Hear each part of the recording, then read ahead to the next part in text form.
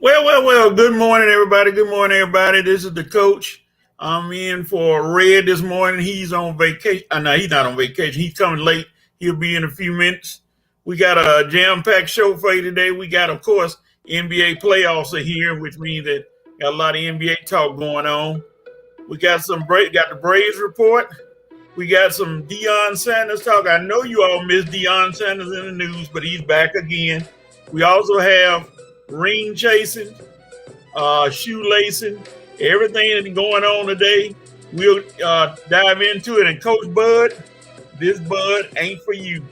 So here we go, live in Technicolor, the Red and Rev Sports Show coming at you. What's going on, everybody? Welcome to another episode of the Red and Rev Sports Show. Coach right now and Lady Rev are coming to you live from the ATL show. Wow, Armani and the Reverend are coming to you live from the East Coast. We're coming to give you real sports talk because we are real sports fans who are real sports athletes who have what, gentlemen? Real sports knowledge. So hang out with your boys, the Reverend, the Coach, and our special contributor, Armani, for episode 281 of the Red and Rev Sports Show. And now, Coach gets back to what he normally does on the show. He gives us something or someone that deals with those three numbers, 2, 8, and 1. What you got for us, Coach? All right, coming back at you. My 281 is for a young man who played a brief career in the NFL, but hey, in those few years he was there, he was one of the best receivers of all time. He's a Hall of Famer.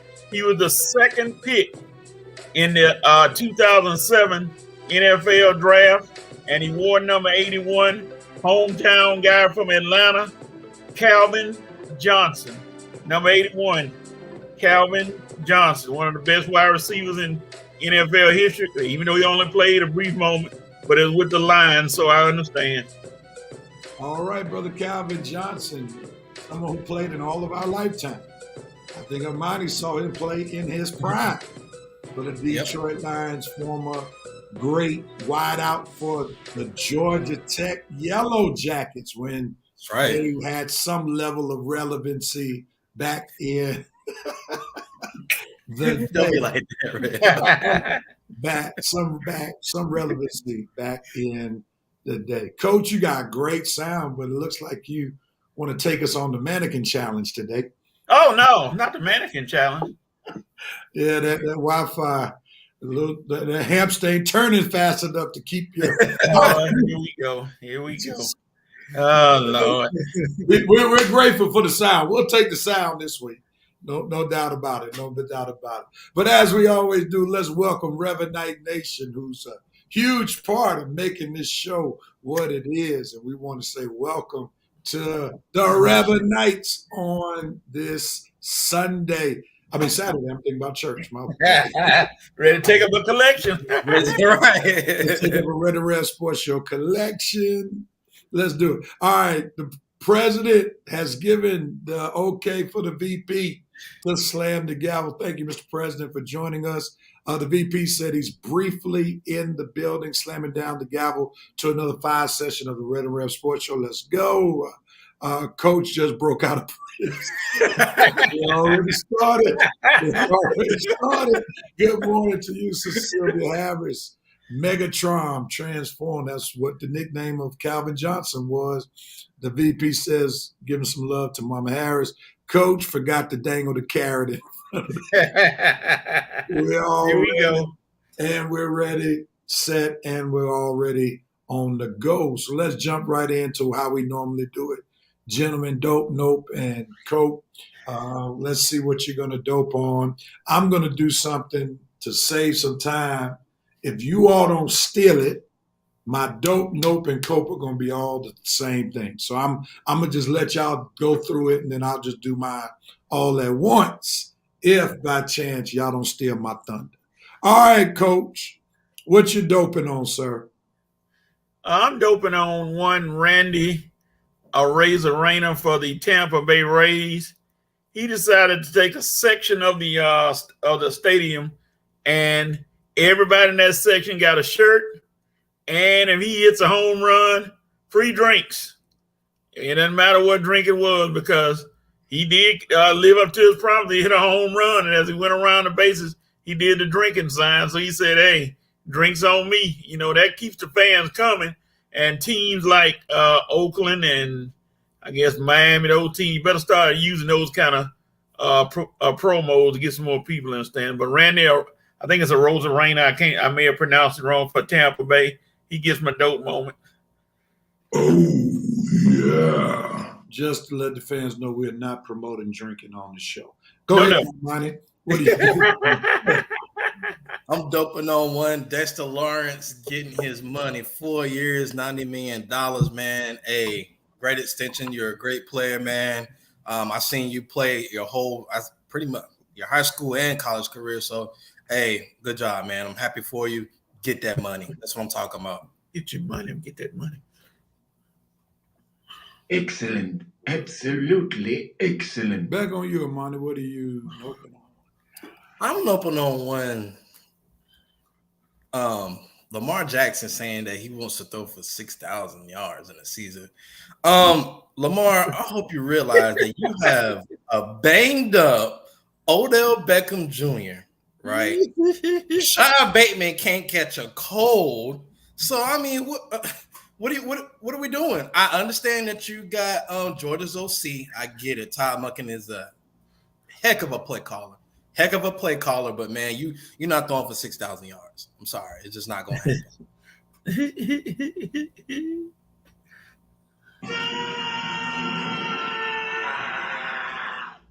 Coach, what are you open on? Okay, I'm finna steal red. No, I'm not gonna steal it. I take that back. My no moment goes to Oakland A's announcer Glenn Kuiper, who decided after a visit to the Negro League Museum in Kansas City, he decided to use a racial slur to describe his visit. And then, of course, the usual apology and the mea culpa. I didn't mean to say it. It was me. I know it was wrong. Yeah. All that leads me to believe one thing. You said it before. That's my no moment. No. All right, we're back on you, Coach. What are you coping on? Coping on, I guess, with the Boston Bruins. And it's a little late, but the Boston Bruins had the best record in NHL hockey. They were the darlings of everything, and everybody say it was Boston against the field. Well, some people wasn't listening to that, namely Florida, because now Boston is home, and now they're talking about trades. They're talking about possibly getting rid of some, it's all doom and gloom in Boston. And trust me, I hope y'all cope with that loss because it couldn't have happened to a nicer bunch of people. Sorry, Boston. All right, Armani, what are you coping on? I'm coping with the Falcons being the Falcons. There have been reports that the Falcons were looking to trade for Ryan Tannehill or Kyler Murray. Lord have mercy. So you want to go from one broken quarterback to the next broken quarterback. What are we doing? What are we doing? But instead, what you should have done a couple years ago when you had the 4th overall pick, could have got a quarterback. But no, you want to take a tight end, wide receiver, running back. What are we doing? I'm coping with the front office. What are we doing? Come on, man.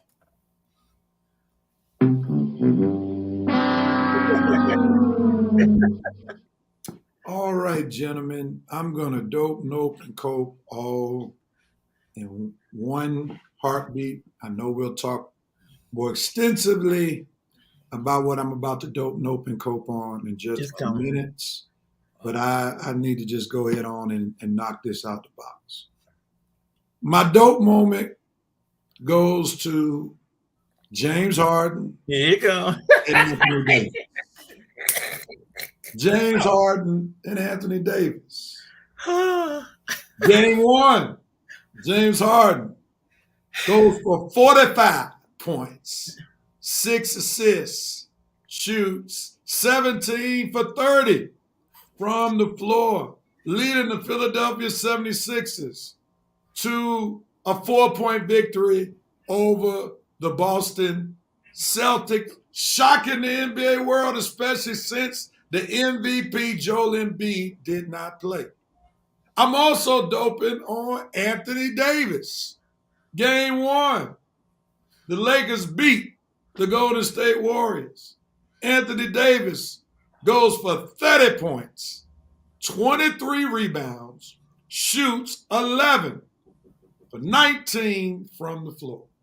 As I dope on James Harden and Anthony Davis, let me now shift into noping on James Harden and Anthony Davis. He goes from a spectacular game 1 to a disastrous games 2 and 3 where he scores 12 points. Lord have mercy. Goes 2 for 14 from the floor, helping the 76ers get blown out by 34 points. Then the next game, in game 3, which I happened to attend last night, he scores 16 points, going 3 for 14 from the floor, and 16 of those points were scored in the fourth quarter when the game was already decided. And then here comes Anthony Davis after going 30 for 23. Here he comes, and he goes 5 for 11 with 11 points and 7 rebounds. That's my note moment, and my cope moment goes with James Harden and Anthony Davis. Will you all please seek to be, or will you both seek to be consistent? Preach, Rev. What the NBA world is asking of you two guys who will probably be 2 future Hall of Famers. Please free us from your Dr. Jekyll and Mr. Hyde basketball games. Please. Take your time. Pretty please. Take your time, Pastor. Please be consistent. That's what we need from you. Let the church say it. Just like Escape said back in the day, what I need from you is understanding. What I need from you, James Harden and Anthony Davis, is consistency. Thank you, sir. I approve this message. So basically what you're saying is they play better on odd days. On odd days, yeah. Yeah, they got so they're both odd. Well, I don't know. James Harden said, I don't want to do odd numbers either. So both of them are odd. Yeah, yeah. Now we have some little light-skinned fella who just jumped in. I don't know where he is. I'm a little nervous because I see some sky in the background, so he's not in his normal habitat. So we're going to take a shot and see what's going on here. Cross your fingers, say your prayers, eat your vitamins. Here we go. What you doing? Some construction work? What's going on here, man? Oh, I appreciate that intro, Real. Nothing, just had a little league game for my nephew today, man. Okay, you know, Red love the kids. Cheering on the kids. I got That's you. right, man. I got you. I don't worry, I ain't at Club Wax or nothing. I ain't leaving the travel lodge this morning, nothing like that. So now, are you in for a short take, or are you in for the show? I'm in for right now. I got a minute. I can get my dope nope and cokes right now. We on dead period. I hope my niece ain't around. My little niece ain't around terrorizing. Go ahead. Oh, give us dope nope real quick. Yeah, so you hear, coach. Here you go. Let's see. My dope moment will have to be. I hope nobody used it yet, but that dunk that Michael Porter Jr. did on Kevin Durant last night. That was my dope moment. Ooh, boy, what a dope moment. What's up, kid? Yeah, that was my dope moment right there. My note moment will have to be LeBron James saying that he watched The Godfather 6 times and can't quote one iconic line from the movie. LeBron, if you watch The Godfather 6 times and can't quote one line from the movie, that is an insult not only to me, but to movie buffs across America, LeBron. So don't bring up The Godfather if you can't at least say, I'm going to give him an offer he can't refuse. Okay? right. Have we got the cope yet? That's on you. That's on you. Okay, well, Rev, my cope moment is you pretty much summed my cope moment up perfectly, but I add one more bit to it. Anthony Davis, Laker Nation has to cope with your soft cotton candy, uh, candy apple, bubblicious, bubble yum, juicy fruit, chewing gum behind. That's what I'm coping with this morning. Laker Nation having to cope with all of that. And I tell you, boy, you better show up tonight. And not only that, you better show up game 4 too, boy. I better get 2 games back to back, Anthony Davis. And not only are we having to cope with you gonna have to cope with Red. So I'm gonna get on the flight. I'm gonna get on the plane. I'm gonna Red. We're gonna take a trip to LA. It seems like you're more on a slide rather than a baseball game. You get kids all around, but yeah, the kids love red. It looks like the kids love red. They do. Yeah, but that's my moments right now. What else we talking about? All right, we're gonna go to Reverend Night Nation right quick. I'm gonna put you on mute since you got all that stuff going in the background. We'll come back to you. Okay. All right, Reverend Night Nation. Let's see what Reverend Night Nation got to say on today. Sister Harris is doping on the Sixers, had T-shirts in all the seats last night. I picked up 3. Yes, I did. She's doping on James Harden and Anthony Davis, no shows this week. The president is doping on Anthony Davis, pulled a 30-20 on Tuesday, becoming the first Lakers since Shaq in 2004 to do it in the playoffs. Sister Harris has a question like Red has. Will AD show up tonight? The president says horses dying prior to the Kentucky Derby. Wow. Didn't hear about that. There's going to be a lot of glue for school projects this year. The president also says, as he copes, when you become a legend in your mind, you become Dylan Brooks. No doubt about it. It's Derby Day in Kentucky. That's the home state of Sister Sylvia Harris. Lexington, the city in particular, the most expensive 2 minutes in all the sports, no doubt.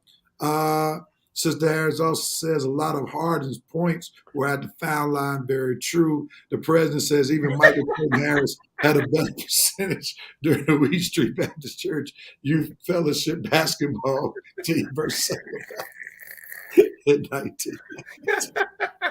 The president said Red out there directing planes. The VP said Harden and Davis need to communicate. They don't hear what you say for sure. Red Rose, please don't get kicked out the game. The VP said LaQueen not being able to quote the Godfathers again to Brett Favre, donating millions to the United It's impossible. All right. Thank y'all so much. Yeah, there's so much noise going on where Red is that the noise will dominate the show. So we have to bring him in when it's time for him to talk. All right. That's our dope, nope, and cope. Reverend Night Nation, thank y'all for giving us your dope, nope, and cope as well. Armani, get ready. You're on the clock because you're probably the biggest Sixers fan. I'm growing into being one since my money goes to season tickets. But we will want to talk about Joel Embiid winning the MVP. MVP. That was the chant that I heard a lot last night. I was able to witness Embiid lift up the MVP trophy named after Michael Jordan. And then also one of the most heart-wrenching moments is when Joel Embiid's little son came running on to the court and Joel Embiid got that little ugly cry on. That meme out there for. It was ugly. That was a great sentimental moment at the time. And talking about how he's become a better man since he has become a father. With that being said, did Joel Embiid deserve the MVP and why? Give it to us, Armani. I mean, I've gotten this question all week. Did Joel deserve to win MVP, right? No. If not Joel, then who else? Because honestly, if we being totally honest, he should have won it last year. Scoring title, all defensive teams. I mean, who else? Who else deserved it more than Joel? Jokic won it, 2 times? He won it twice? I mean, what has he done to deserve the MVP this year? I don't know. I understand that he's in the playoffs for the number 1 seed, but I mean, if you're looking at the numbers, what Kendrick Perkins said, let's look at the numbers. There you go. Joel Embiid deserves to be the MVP undisputedly. The 76ers have not had an MVP since the answer, Allen Iverson, back in 2001. So I am happy. I am proud of Joel. He deserved it 100 times over again. I salute you. I'm happy for you.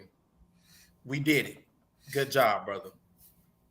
All right. Armani is happy. Let's check out Red right quick while he's stationary. Did Joel Embiid deserve the MVP, and if so, why? Go ahead, Red. Yeah, I think he deserved. I think he deserved the MVP. It's been a 3-man race this entire season. I guess Giannis, Jokic, and Embiid, and like Armani said, the man been battling for the award the past few seasons. You can understand why they gave it to Jokic, I guess, somewhat, because I feel like Jokic seems like it's the anchor for his team. And I guess a lot of folks say Embiid has a laissez-faire kind of a nonchalant approach to his game, even though his laissez-faire nonchalant approach is very dominant because of his size and his skills. But like I say, I mean, this season he was completely dedicated and completely focused and just honed right in and gave us an MVP type season, which he's been doing the past few seasons, but definitely this season. And I guess when Jokic, kind of fell off a little bit, took a little break, near the end of the season because Denver had somewhat locked up the number 1 seed in the West, and Joel Embiid was still balling, still beasting. So, he deserved it. I mean, he's been an MVP candidate in the past few seasons, and it's good to spread the wealth around. Jokic got it 2 times in a row. Giannis got it back-to-back in a row. Who knows? Embiid might win it again next season. So, I like to see the wealth spread around, especially throughout the big men in the NBA. It's good to see big men coming back strong because for a while it was nothing but guards winning the MVP for a round, with Westbrook and Harden and Kobe and whatnot. But it seems like the big men are making a comeback. Last 3 years, Giannis, Jokic, and Embiid, last 3 MVPs. So, good job, Embiid. Proud of you. I ain't got no hate for Embiid. I'm an Embiid fan anyway. I would love for him to end up on the Hawks, but I know that's probably a dream. I ain't gonna be delusional, but congratulations, Embiid. You earned it, buddy. All right, Embiid is playing for the Hawks on my NBA 2K right now. Hey, Ray, me too. What you talking about? There he go, to stack teams, boy. Well, now Embiid is like, year 2028, so Embiid is like on the twilight of his career. Oh, Lord. 2K, so. No, I had to trade him. I got tired of Clint Capella not giving me no offer. I got you. Coach, did Embiid deserve the MVP? If so, why?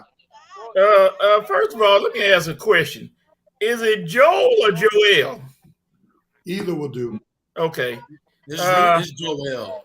Just call him MVP right now. Okay, MVP. Yeah, I mean, you look at what he did with the 76ers, and it's just a matter of fact. They said most valuable player, and if he doesn't come on that floor, they don't have a chance of winning. Of course, they're not going to win every game, but he shows up the stakes every time he hits the floor for the Celtics because I'm not Celtics, I mean 76ers, because you're going to see block shots, dunks, 3 points. He's a Swiss Army knife. So, yeah, he should have won it this year. Now he got to live up to his MVP status and see if he can push the Sixers over the top to get to the championship. We shall see. All right, and I'm not going to belabor the point. Yes, Joel Embiid deserved the MVP. He enhanced his game this year, especially on the defensive side. One of the things I love about going to the actual games, just like last night when Joel Embiid blocks a shot, they put a freeze frame on the big screen, and then they put processed. That's pretty dope right there, how they do it. So Joel Embiid, I appreciate him, man, because he's constantly working on his game. He's arguably the most versatile, true big man that the game has ever seen. I don't know any other big man that has the handle Joel Embiid has. He also has the 3-point shot in his arsenal, mid-range game. And I think what separates him from Jokic is the fact that he's more of a dominant defensive presence. Jokic is not much of a defensive presence, even though Jokic can score, he can shoot the rock. He's probably a better passer than Embiid, hands down. He can pass the rock. But on the defensive side, it's like night and day, where Joel Embiid is far better defensively than Jokic could ever think of. So big ups to Joel Embiid, and I'm glad I was able to be in the house on yesterday to watch him accept his MVP award. Too bad it's named after who it's named after, but I'm glad. Now I'm just playing. I'm glad he was able to receive his reward. All right, so with that being said, we talked about Embiid. Time to talk about the NBA playoffs. We'll talk about the games that took place last night first, since they are fresh, and then we'll move into the games that will take place on today. So we've been talking about Embiid. Yes, Embiid won the MVP, but unfortunately, his team did not win the game, and now the Celtics hold a 2-1 advantage over the 76ers. Game 4 will be played on tomorrow afternoon at the Wells Fargo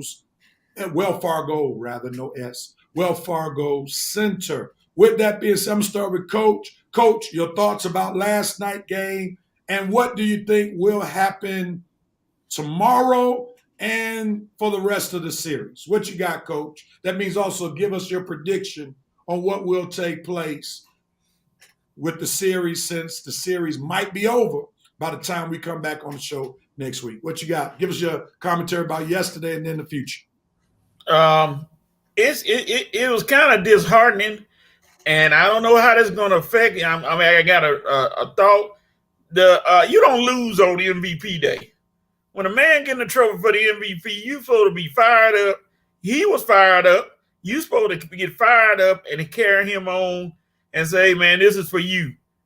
The Sixers didn't do that. And now you dealing with a potential inside the Sixers meltdown. James Harden Rodman, decided to take a trip during the series. That may be the death blow for the Sixers. And just push come to shove, the way it's looking right now, the Sixers in a must-win situation. Of course they are.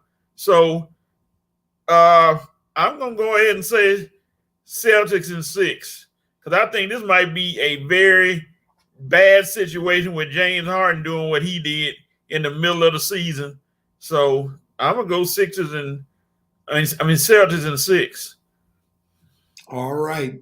Mitchell White, one of the biggest Celtics fans I know, said we're rounding into championship form. Multiple defenders on Embiid. Harden playing passive, perfect storm for us. Sister Harris says, should Harden be benched? I'm going to turn the attention to Red, since he's stationary. Your thoughts on the Celtics versus Sixers and prediction. You ready, Red? He dancing. I'm ready. I ain't dancing. Yeah, I'm dancing, Coach. Nah, the Celtics gonna be dancing soon. They're gonna be dancing right on the Sixers' head. The Sixers, they blew a major opportunity to get back in this series last night. Like Rev said, James Harden and his Jekyll and Hyde approach, that's killing. It's killing the Sixers right now, man. Embiid bought it. He was hurt. Came back up and carrying him. Go ahead. What'd you say, Coach? Keep going. Oh, sorry. Okay, but anyway, James Harden's Jekyll and Hyde approach is killing the Sixers right now. He was there for him in game 1, and he's completely been missing in action since game 1. Come on, baby. Anyway, like I say, it's all on Harden. Embiid showed up from injury last night. He gave an MVP performance, but James Harden is killing his team, and he's gonna be the reason this team go home in 5 games. I was wrong. I thought it would be 6 games. Look, the fact that Sixers lost last night on Joel Embiid MVP day, they're not ready. They are not ready. Boston gonna come in tomorrow and get another game. Sixers will play tough, and then they'll let Boston steal in the end. And guess what? They're gonna go right back to Boston in game 5. And I'm sorry, Armani, this series is about to be over. All right, so Red has predicted doom and gloom upon the Sixers, saying they won't even win another game. Coach is at least giving them the benefit of the doubt to win one more game as they lose in 6. Armani, what says you, sir? Armantis. Okay, so James Harden, first of all, no, Doc Rivers. James Harden, he's not Dennis Rodman. Okay, he's not Dennis Rodman. He can't go to Vegas in the middle of a playoff series. He don't have that type of luxury. He ain't got that type of luxury. All right, you seen what he did the past 2 games? What is that? What is that?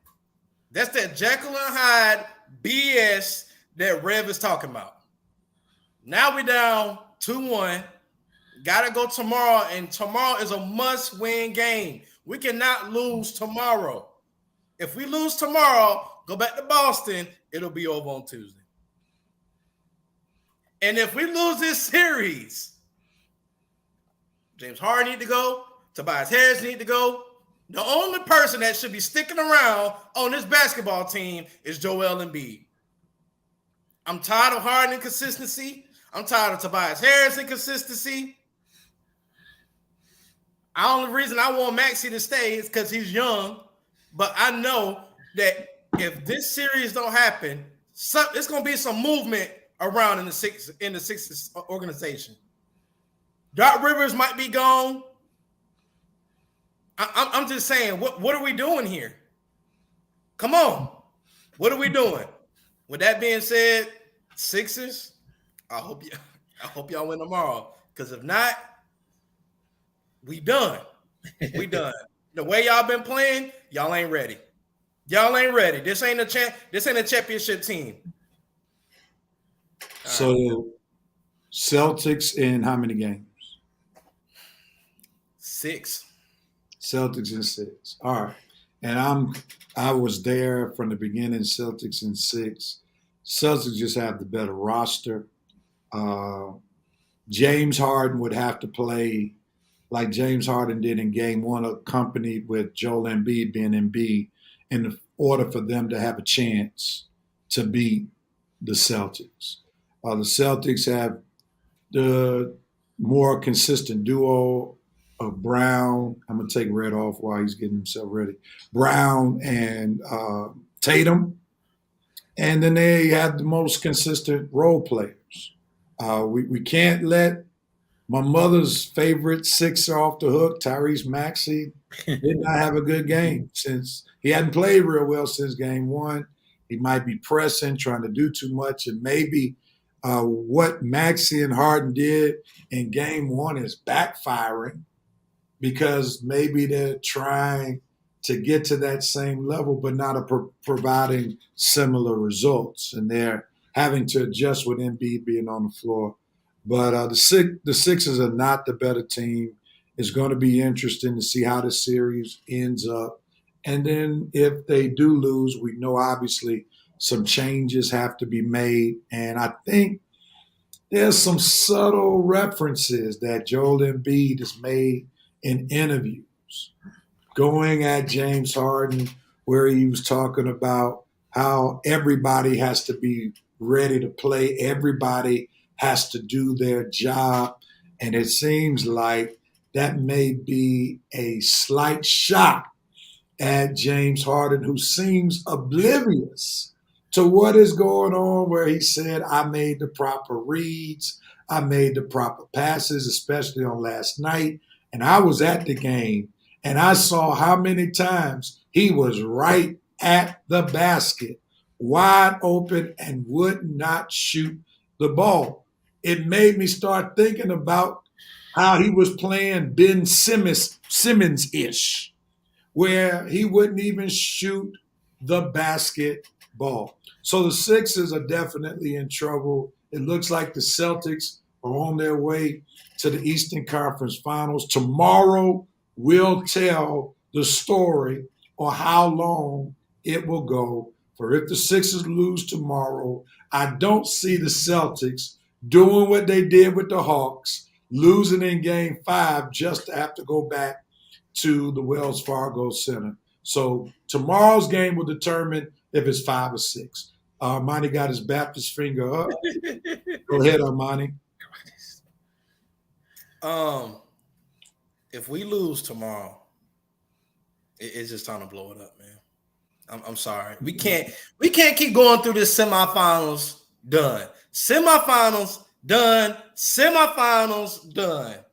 Go up. I don't care what you got to do. I don't care who you got to trade.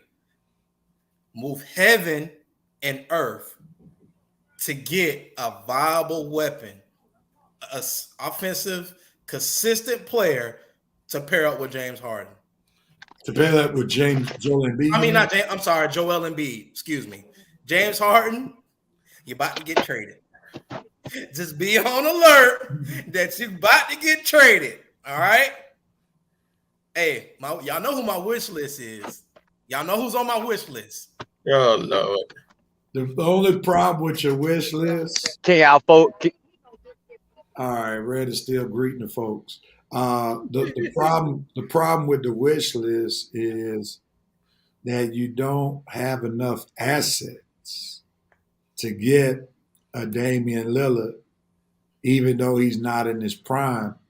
You get Lillard, you know Maxey got to go. That's just Well, Maxey will have to go. Some draft picks will have to go. oh well. And maybe somebody else will have to go. James Harden. All right, Red. All right, Red. We're going to give you one more shout out. We see you got your mama with you. How you doing, Mama Rose? Hey, they talking to you. Oh, hi. Hey. So glad to see you. Hi, Reb. Hi, Coach. Hello. Armani. Can you get it? All right, Red, you got a lasting statement for us before you take the family? Yeah, what are we talking about? Sixers? We're still talking about the Sixers, man. You Okay, what did you? take care of the family, man. We'll catch up Okay, with you. I see y'all. All right. I'll be back in a second, y'all. All right, man. Red, Well, I'm good right now. I think we good. Mhm. Okay, yeah, I'm finna move. All right, what we got? Let's go. I'm ready. Hey, man. Hey, I'm committed, y'all. Hey. we're about to shift it to another topic. It just Okay. hold on, we're still talking Sixers.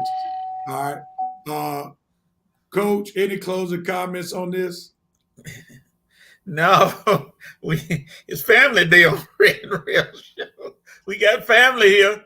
It's good to see Mama Rose out. All right. All right, let's shift gears as we move from Armani's blow it up session. We move to the Nuggets and the Suns. The Suns showed up big last night in particular. Devin Booker, who dropped 40 plus, and KD dropped 30 plus. Devin Booker played the point guard position on last night, and we see that they won a game without their floor general, CP3, who will probably be out games 4, 5, and maybe for the rest of the series. We'll start with Armani this time. Armani, what were your thoughts about the Nuggets versus Suns? What do you predict will happen with the rest of this series? I mean, honestly, KD and Booker held it down last night, and I'm very happy about that. Besides Kevin Durant getting little boy,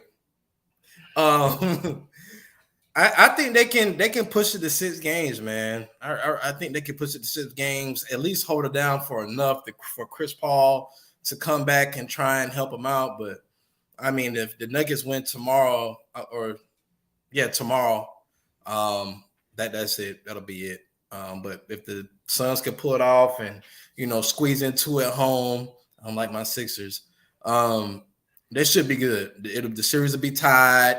If they can do it, that'll be great. But Chris Paul out, that's tough, man. That's tough to ask for Devin Booker and Kevin Durant to do what they did last night against Murray and Jokic. But can it be done? Yes, but we'll just have to see. We'll have to see. I just hope they can push it to 6 or 7 games. So who wins the series and how many games? I'm going to say Nuggets in 6. Nuggets in 6. All right, Red, we're coming to you. Suns versus Nuggets. Jump right on in it. What you got?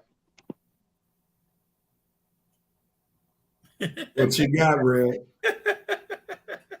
He can't hear you. All right. We're going to have to, Red, when you get settled, we'll come back to you, brother. Pay attention to what you're doing. Okay. Mama said pay attention, so we're going to listen to Mama today. All right. Red, we'll come back to you, brother. Coach, what you got, man? I think that was a mercy shot last night. The Suns came out in front of the home crowd and decided the way they need to do. But I just don't think KD and Booker having to expend all that energy to score all those points.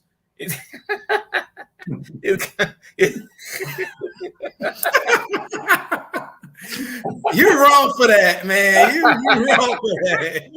I'm sorry. Oh, man, you're wrong for that. I think all that energy they expending to win that game, they can't keep that up the whole series. You could visibly see those two blowing on the sidelines like they just ran the Boston Marathon. They were tired, but they pulled it out. They can't do that the rest of the series. I'm gonna say the rich creamy Nuggets in 5 games. This is about to be over. They're gonna win. The Nuggets gonna win tomorrow or whenever they play. Then they're gonna go back home and finish this thing off. And I'm sorry, KD and Booker, but y'all can't do it by yourself. And CP3, I think it's time to do like you said on the State Farm commercials. Choose a career like speed walking because it's over for you, sir. All right, we're going to be going to that topic in just a minute. So you're saying the Nuggets will finish in 5? Yes, sir. Now, let me ask you a question, Coach. Were you one of the few or one of the many that laughed at Red's prediction last week? I did. You owe that man an apology since you saying Nuggets in 5. Well, you owe that man an apology. I thought it was another series. No. We all bust out laughing. Matter of fact, I think the VP was talking about Red needs a new dealer or something. Oh, yeah. Yeah, I apologize because I mean the way, like I said, looking at the bench for the Suns, what Cameron Payne is playing, I forgot. Payne showed up last night, and Ross did pretty good. Their bench came on. I think the Nuggets want to try to finish this one off. That's why I'm saying 5.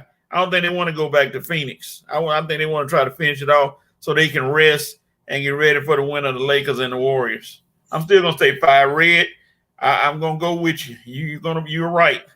I'm going with you.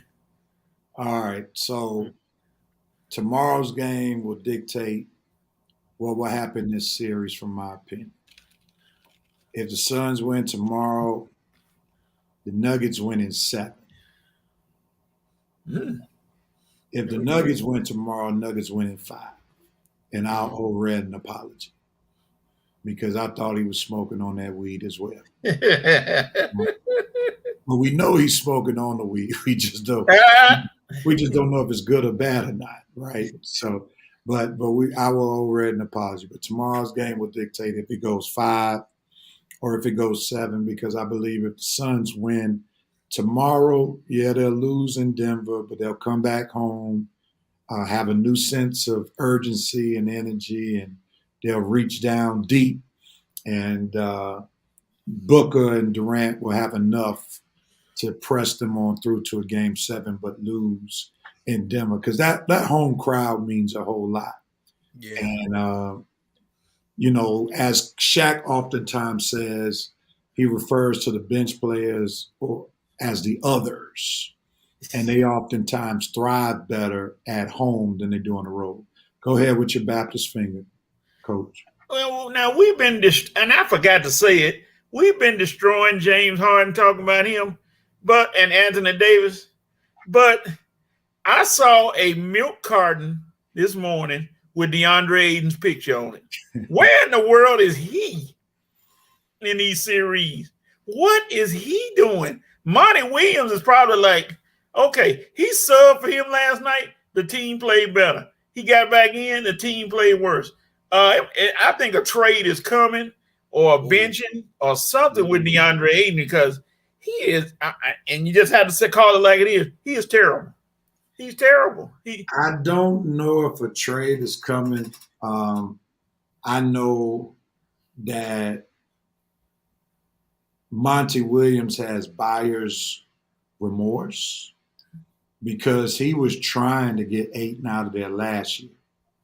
He knows what Ayton is. The problem is, if they had let Ayton walk, they would not have had the salary cap room to bring in another player. So that's why they felt the need to match an offer that he was given. But 4 points, 9 rebounds in game 3, that is absolutely horrendous. Very. And then inexcusable.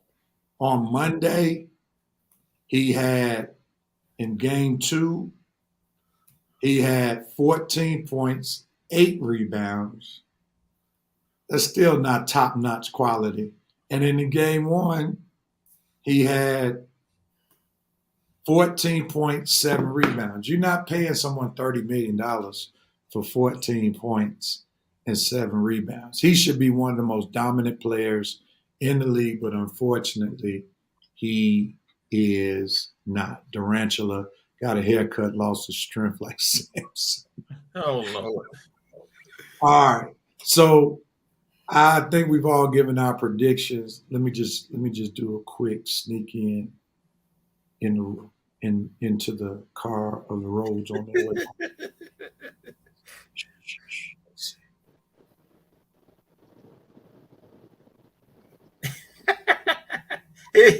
Quiet.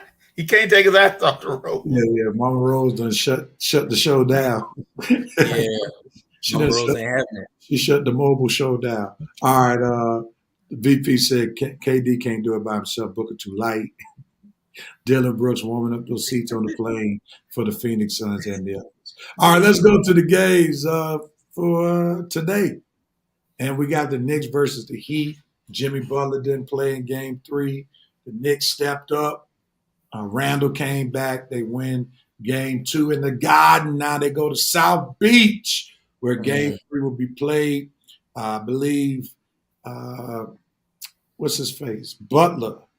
Jimmy Butler is questionable. So we'll see if he'll play or not. If Butler plays, will the Heat take ownership over this particular series? What you got? Coach, your thoughts? If he plays, he plays. I just don't think that he might be favoring that leg a little bit. You know, he's a competitor. He's a dog. He doesn't care. But still, in the back of your mind, you still think about it. This one is the most contested. No, it's not the most contested, but it's going to be close because these teams somewhat even. It depends on the players. I'm going to go Knicks. Got the rhyme going. Knicks in 6.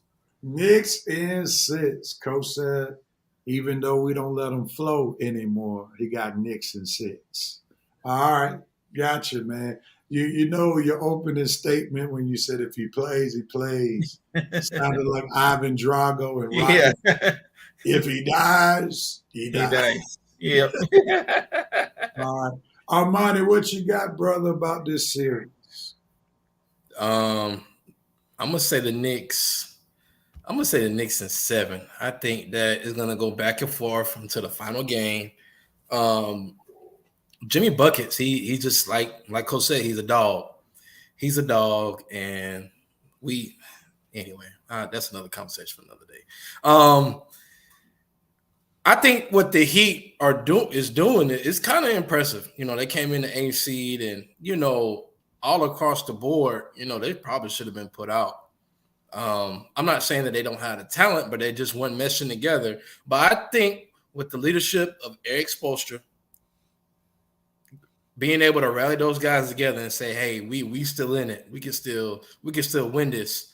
But I think the Knicks in the end will be a little bit too much for the Heat. So I mean, that's if Randall can keep doing what he's doing. I'm gonna say the Knicks in 7. Knicks in 7. I'm gonna go with the Heat in 7. Ooh. The Heat in 7 because again, if Jimmy Butler's healthy, they have the best player on the court, the most experienced player on the court, the most reliable player on the court, along with Bam Adebayo or Adebayo, whichever one is the way it's pronounced. But Bam, thank you, ma'am, is the second best and most consistent player on the court. So that's where I'm gonna go with Heat. Colin Cowherd on his show, The Herd on FS1, made a very interesting statement where he said neither team has the offense that will cause them to be able to put multiple games together for either team to win 4-1 or 4-2. So this is why he believes that the series will go 7. And I kind of can buy into that because now without the Heat having like a player like Tyler Hero who can light it up and also help extend the Knicks defense, this series is closer than probably what it should have been because if Tyler Hero is there, that opens things up more for Bam and Jimmy Butler. So with that being said, and also with Jimmy Butler's struggling with this injury, I'm going to go Heat in 7. Heat in 7. I think Red is coming closer to being available. We're going to let him sit down. I think he's gotten home. We don't need to take a tour of his house. So once he sits down, or as Madea would say, sit down somewhere, then we'll bring him in because I'm sure he will be ready for the next topic. Alexis Hill says Heat in 7. Brother Jerome, who thinks he has a case, saying good morning. And then my man's how everyone almost missed the show. Brother Tony, glad to have you, brother. Glad to have you and Case joining in. I agree with Rev. I say Heat in 7. Coaching should play a part. Eric Spoelstra is the coach for the Heat. Don't count out Coach Tibbs, but Eric Spoelstra, I think it's safe to say, is a better coach. Than, they call him Mr. Tibbs. They're gonna let y'all know. All right. I think what helped Eric Spoelstra a lot in his coaching career is having the big 3 early in his career. That gave him some experience and that allowing him to grow. I think that played a huge part in why he's the coach he is today. That's just I think it also helps when you can look at your management and have a coach who won some chips in the person of Pat Riley being a good mentor. Yeah, that's true. That's true. I forgot about Pat. Let's be honest. As young as Spoelstra was when he had LeBron, D. Wade, and Bosh, if there's no Pat Riley up there in management, he would not have been able to manage those 3 personalities. That's right. Pat Riley has a lot to do with Eric Spoelstra's success. All right, Red. Pat Riley's still the GM, right, Rev? Yes, sir. Okay. I don't know what's going on with Red. He's frozen. I was trying to bring him on. Try it again. Frozen. All right. We'll have to wait because he got the mannequin challenge going on in the background. Having Pat Riley wasn't as major for Eric, for sure. All right. Redrick, are you ready? Fellas, I am finally ready. I appreciate y'all being patient with me. At least y'all know my dedication to the show. You see, Mama Rose was not interested in the mobile Red Sports today. She said her one and only guest appearance. Yes. Nah, she was like, keep your eyes on the road, bro. Oh, yeah. She was like, the show gonna be there, but it ain't gonna be going on while I'm in the car. No, sir. Hey, Rev, as Tupac once said, I ain't mad at you, Mama Rose. All right. Hey, Rev, you understand the Atlanta mothers better than most. For sure, because Sister Harris, if I'm driving, is definitely not interested in Rev being on the Red and Rev Sports Show while he's driving. That's for sure. All right, Red, we're going to move on to you, man, because I know you got a lot to say about the Warriors and the Lakers. We'll let you vent how you need to vent, and then tell us what your prediction is about this particular series.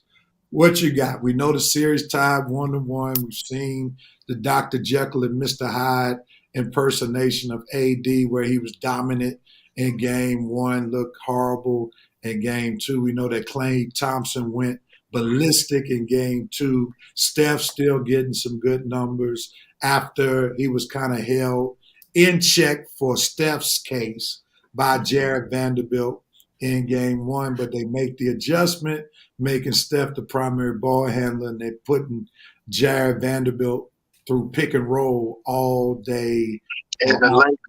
So we see that Steve Kerr has already made an adjustment. Many sports commentators saying it's now on Darvin Ham to make the adjustments into game three. Is it just a matter of AD not showing up? That's why the Lakers lost, or do the Lakers really have some problems on their hand in managing Golden State going forward? What says you, Red? It was a matter of AD not showing up, plain and simple. I mean, LeBron came out. LeBron did not show up in game one for a typical LeBron game, but game two, he was ready. AD, you can't have 30 and 23 in game one, and then game two, you only have 11 or 12. That is a huge difference, my man. I mean, that's just unacceptable. Unacceptable. These Jekyll and Hyde performances, dude, we're not used to this in Laker land. I'm saying we used to consistency, the consistency of the Showtime Lakers, the consistency of Shaq and Kobe's era, the consistency of Kobe and Gasol, the consistency Anthony Davis. This is something that I don't think you understand, and you've been getting away with it too long in your career. And how nobody in his locker room is able to get up in his face and challenge his manhood. This is what I don't understand. His teammates, his coaches, how are they allowing this to continue to freaking happen? And then you got Ham coming out. Every time he show up in Beast, you got everybody slurping him up. Oh, Wilt Chamberlain. Oh, I ain't never seen a performance like this. And then when he don't show up, everybody say, oh, well, it's just a nonchalant answer. No, dude, you're not going to Wilt Chamberlain and Shaquille on me one game, and then Michael Olowokandi and DeAndre Ayton me in the other game. I'm on your face, dude. I'm in your face in the locker room, homeboy. Me and you about to go at it, dog. I'm pissing you off until you want to fight me. I'm going to get you so mad that you ain't going to never not show up in a game that I'm on the court with you again. And see, Rev, this is what I don't understand about a teammate. Rev, what would you say if you had a teammate like this? Would you allow this to happen in games like this, back to back, when you know you need this brother's production? Absolutely not. Right. If it happened one game, I can see you saying, okay, maybe he just had an off game. But 2 games, 3 back-to-back, and these are must-win games. Like I'm gonna say, I guess when you was at Morehouse, a tournament, if y'all was in a tournament and you needed these games, and you got a teammate like that with that size, and this is what you giving me, brother? No, man, unacceptable. No respect, LeBron. I'm wondering about you. How are you allowing this man to get away with this, Coach Ham? How are you allowing this man to get away with this? I'm gonna tell you who ain't allowing him to get away with this: Jeannie Buss. She has never sanctioned this man. She has never put her arms around this man. Rev, I'm telling you, Andre Drummond was a Laker for maybe 3 or 4 weeks. Jeannie Buss took more pictures with Andre Drummond than she have had with Anthony Davis his entire tenure in LA. I'm telling you, Davis, your butt is going to get traded. Jeannie Buss is going to trade you. If we lose this series because of AD's inconsistencies, this might be AD's last year in LA. I'm serious. He might get traded in the offseason. And I kid you not. So I hope AD is not getting comfortable thinking, like, and then LeBron slurping him up the other day, talking about his number going to be in the Raptors. It ain't. It ain't going to be up in them Raptors. He keep giving us these inconsistent performances. You better believe it ain't going to be up there. So I'm sorry. This is all on AD, Rev. If Lakers, we cruising. If he don't Oh boy. All right, it's clear that AD has somebody to censor. Yeah. It's clear that AD said, "Not under my watch." I'm still Lakers. AD's trying to censor you, Red. Whoa, what the world? That ain't AD never trying to censor you. That ain't never happened before. Hey, AD you try to stop me, AD, from talking about you? You ain't gonna stop me.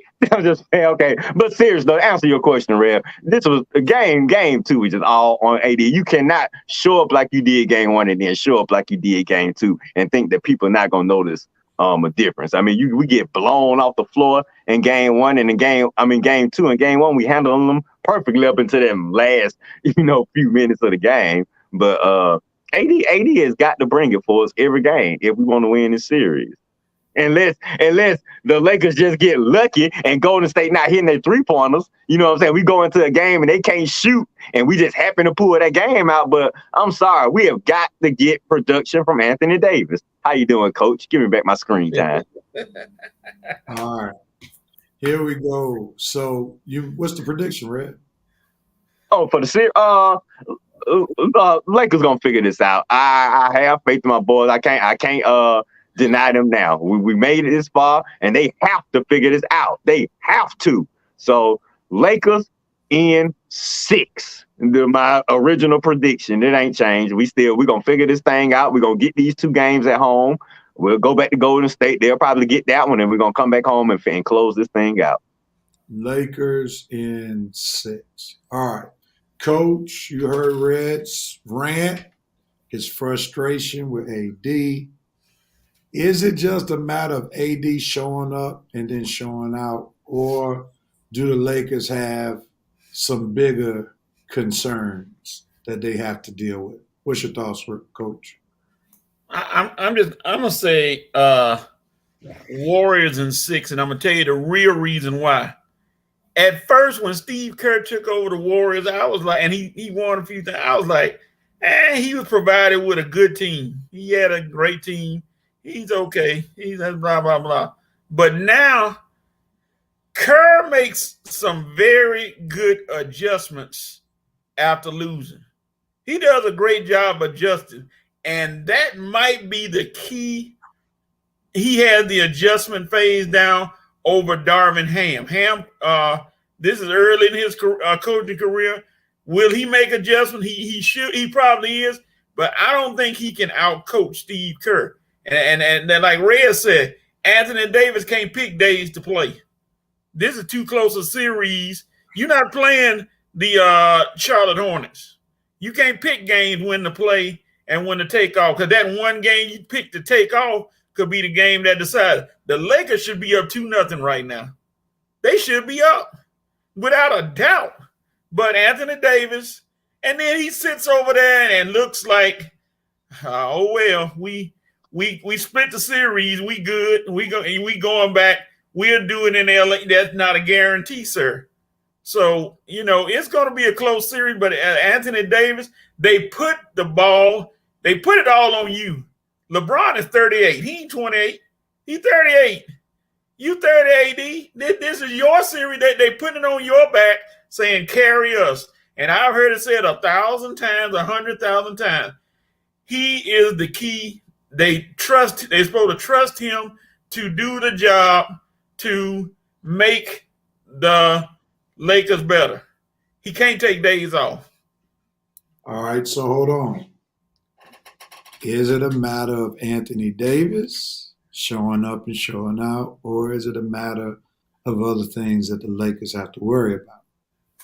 A combination. I said a combo. You go a combination. Okay. Armani, jump in there. AD really has to show up, man. I mean, like Coach said, LeBron is 38, man. He pushing 40. He can't do what he did in Miami, and he definitely can't do what he did in Cleveland, because he's not the young LeBron no more. I mean, that's a lot of mileage on that car, man. I mean, shoot, that's a lot of time and a lot of years and a lot of wear and tear on his body. But I will say this, LeBron, if AD don't show up, it seems like you're gonna have to you're gonna have to turn into 28-year-old LeBron, but I just don't see it happening. I mean, and I think Coach Ham is. I hope he can handle this pretty well. I think they need to. Let's say AD has another game, the game that he just had. They gonna have to sit down and have a heart to heart, because it's like, dude, what are you doing, AD? What? I mean, at the end of the day, we brought you here expecting to win championships. We reconstructed this roster so we can do so. And for you to be the guy that we traded you to be, I understand injuries happen. It's part of the game. Cool, but that's still not an excuse to why we brought you here. You're going to have to be that guy. Because when it's all said and done and LeBron's career is over, you need to give us a reason to keep you here. And with that being said, I think AD will get it together, and I'm going to say the Lakers in 6. All right, so we got 2 Lakers in 6. Coach going Warriors in 6. This is an interesting series. The series to me goes to what happens tonight. If the Lakers win tonight, I know at least it's going 6. If the Lakers lose tonight and then lose game 4, it's going 5. Yeah. That's just the bottom line. The Lakers have to utilize the biggest advantage that they have, and that is their size. Yeah. You have to punish Andrew Wiggins or Klay Thompson trying to guard LeBron James. You have to punish Draymond Green giving up 4 inches to guard AD. It's that simple. If LeBron keeps hanging out on the 3-point line, which is not his greatest asset, he's helping the Warriors beat the Lakers. Yeah. If AD continues to play soft, let Draymond Green bully him, he's helping the Warriors. What is taking place this year is what was supposed to take place the year after the bubble. LeBron has been trying to pass the team off to AD since after the bubble. But AD has been hurt consistently. And he really cost LeBron some more energy and some more mileage because of not taking the torch when it was supposed to be passed. LeBron cannot take over a game. He could take over in spurts. He could take over a few minutes, maybe a quarter max. Yeah, quarter. Quarter max. But he can no longer take over a game. And now it's simply AD, and I watch a lot of Colin Cowherd, and he said it best. This Lakers team is now AD's team. It goes as AD goes, because LeBron's impact, if he does great, is still minimal if AD does not show up. Right. So this is now AD's team. The Lakers will win based upon AD's production. So I'm going to still go with Lakers in 6. I'm believing that they will show their experience at home, and I'm believing that the Warriors are still not a great team on the road like they've been showing all season long. So this is why I'm still going to go with the Lakers in 6. But the Lakers mess around and lose one of these games at home, the Warriors probably will find a way to win this series since they've regained home court advantage. Anybody want to say anything closing? In the closing? I'll say I'm just getting sick and tired of folks thinking because the Lakers steal a game on the road that the job is automatically done. The job is not done until you win 4 games. I don't care how you win them. 2-0, 3-0, 1-1-2. I'm saying you win one on the road and folks say, oh, well, the Lakers did their job. They got one up there. They can come home. Dude, you don't, like Coach said, you don't automatically assume anything in the playoffs. Am I losing? Okay, here I go. I'm back. You don't say, oh, well, we won one up there, so we can just let this game go and we'll be ready at home. Are you freaking kidding me? You don't ever take playoff games off, and you don't ever take playoff games for granted. Like Coach said, we should be up 2-0 right now. If AD show up game 2, Steph only had 16 points or 20. I mean, he had 20 points for game 2. Less than that. Am I You there? Right. Clay had 30. Okay, so Clay, y'all hear me? Yeah, we can hear you. Go ahead. Oh, my bad, man. My bad. Clay go off. I'm saying, okay, he go off for 30. But man, if AD just give us something in game 2, that game is not the game that it turned out to be. So I'm sorry. AD, we go as far as you go. And boy, if you don't go, I'm telling you, man, you do not want to walk the streets, LA. If we lose this series because of you, and I'm telling you, LeBron and Ham gonna get it too, because they gonna sit there, they gonna ask LeBron, why did you not get in this guy's butt? Ham, why did you not get in his butt? So don't think LeBron and Ham gonna get a pass. If we lose this series because of AD, all 3 of them gonna get criticized and questioned, man, because LeBron, how are you allowing this weak candy apple jerk to ruin your last few years of your career? Ham, you doing a good job, man, but don't let this big, overweight, cotton candy little bubblegum sucker ruin your first coaching moment. And AD, dude, I swear, man, I'll get on a plane and I swear, dude, you better show up tonight. You better show up tonight, you little punk. You better show up Monday, too. Monday and tonight. If you don't show up, boy, real. I may need to be taken out. I ain't going to be responsible for what I'm going to say. If we don't win these next 2 games, AD, man, let me say this. Let me jump in real quickly for Red. Before Armani, I know you got your Baptist finger up. I'm gonna come to you. The reason why LeBron and AD and then Coach Ham haven't said much is what you said. They know AD is fragile. Mm-hmm. This is why they are very delicate with him. Because fragile don't work in Laker land. They know he's fragile. Think about it. Well, yeah, you're right, because Pau Gasol was the same. But still, we had Kobe to get in his butt. Well, think about it, though.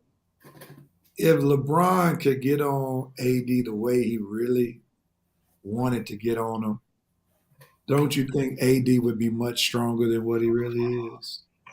His body would be in much better shape.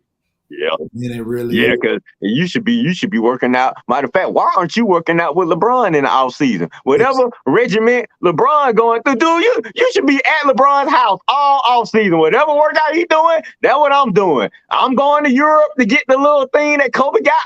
AD, you need to go to Europe to get the little pin thing. Whatever LeBron is doing with his body, you need to be doing with your body, okay? I mean, there's no days off, dude. I mean, AD, you just don't understand. It's your competitive attitude. You just don't understand what it is to be a Laker, man. And the only reason you dominating is because of your God-given talent and skill. It's not because of your mind, because you don't have that competitive killer instinct, fire, Laker mind, dude. I'm sorry, you just don't. And I'm running out of insults for this guy, man, but he better show up tonight. Well, he's not a dog, and he's just fragile-minded, and that's part of the problem. All right, that type of dog he is, Coach. He a chihuahua. Jump in, Armani, before Red gives another rant.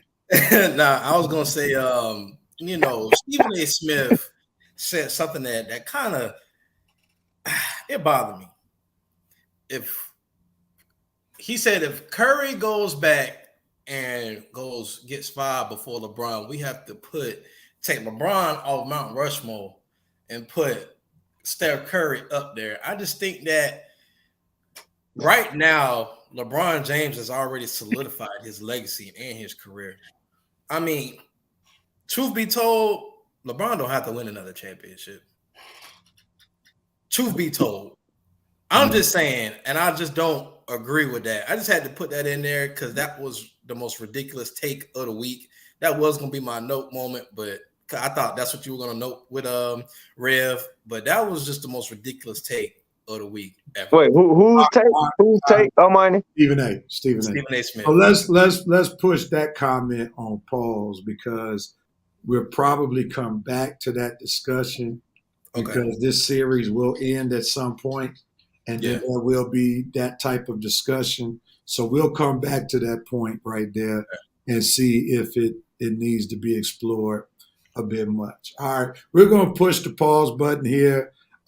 If you're not Red's Facebook friend, you might want to send him a request so that you can see his comments during the game tonight. No telling what he's going to say. Now, just to warn you, if you're not his friend, this is the clean version on the show. Hey, Real, I appreciate you giving me this advertisement. Thanks, buddy. Graphic information. You're gonna get some P's and some B's and some N's and all the other stuff. I'm just giving you the disclaimer because one of my friends who used to watch the show went and befriended Red, and she was appalled. She didn't know what she was getting. She didn't realize that the Red on the show is the sanitized version of Red. So if by chance, there you go. That's one of the most accurate things Jerome. Ooh, that's a good one, Jerome. That's a good one. Red is for rated R, no doubt that's about a good it. One. If you are in that's a good one. If you're his Facebook friend, it is rated R. So just give you the heads up. So if you can't deal with the language, don't send them a prayer request. Not a prayer request. A friend. I mean that too, Rev. That's what you might want to send them on his page. But if you're not ready for language, then you do not. Oh man. We're ready. Coach, I appreciate y'all, man. Y'all know me so well. Y'all respect me. Y'all know my style, man. Love you, fellas. Love you. I've been with you now since 2018. Yep. So no, 17. 2017, real. 2017. That's right. So I know how you flow. So I'm used to it by now. I'm used to it now. Mama Harris said, "Red, he's prayer." And my supplication. Love you, Mama Harris. What'd you say, Red? Please be patient with me. God is not through with me yet. I got you. All right, we're going to go into halftime of the Red and Red Sports Show. We've had a great time so far. We talked a lot about the NBA playoffs. We got a little bit more basketball to deal with. We got a little Dion to talk about. And then also we got a little Braves talk to talk about. So we'll be right back for the second half of the Red and Red Sports Show. Don't go anywhere. We'll be right back. See you soon.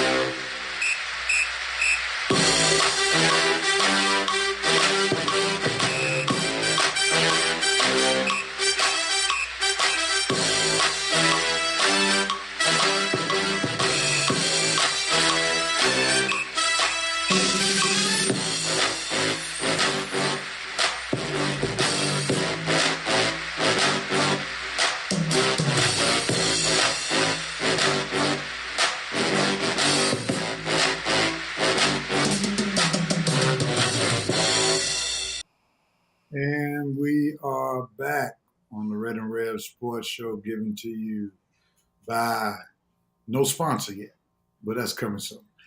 Hey, we hope. Definitely need one. I see Armani has moved away, so we'll take him off the screen and we'll bring him back. He went to the kitchen. He went to the kitchen in his house. Yeah, in Palatial Studios. All right, let's see. We're going to need prayer requests if the Lake Show folds today. For sure. I'm scared what I might do if we lose today. Y'all check the news sites. Y'all might need to call T.I. to keep me from jumping off a V103 building. Oh Lord. So Red, you definitely have title expectations for the Lakers. I'm already thinking of the next 2 series ahead. That's what I do. I look at this. I say now, I'm already thinking of how we gonna handle Denver if we get to Denver, and what's gonna be the matchups over there. Because after game 1, I just felt so good. But then, like I say, in the back of my mind, I always wonder what AD am I gonna get, and see now I can't be surprised no more. I'm not gonna be surprised. I mean, I know what it is. 1, 3, and 5, he show up. The even numbers, he don't show. He don't show up in game 2. He don't show up in game 4. But what I'm saying is, why doesn't LeBron and Coach Ham make him show up? Like, dude, I know you had a good game 3, but I need you game 4 too now. LeBron, AD, I need you game 4. Coach Ham, Wilt, what do you call him? Wilt Chamberlain, my little Wilt, I need you game 4. I mean, come on, if you're going to be slurp them when he actually do something worth slurping. Having these periodically one-off games, and then you come back and have a bad game. I'm not calling you no Wilt Chamberlain. I'm not slurping you at all. You have back-to-back games, and we take a 2-0 lead or a 3-1 lead, then you can slurp AD. Corday Brown. We get it. So we'll see if AD is slurp worthy after game 3. Slurp worthy. All right, here we go. Red, let's shift your sports thinking now from Lakers. Put your Braves hat on. Oh, Lord. Hey, Ray, I need to go get it. You want me to go in my room and get the Braves hat? Lakers. All right, so let's get ready for the Braves report in 5, 4, 3, 2, and 1.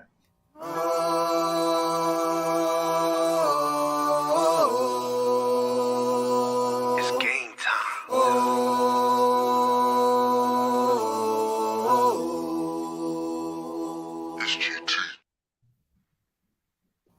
It's GT.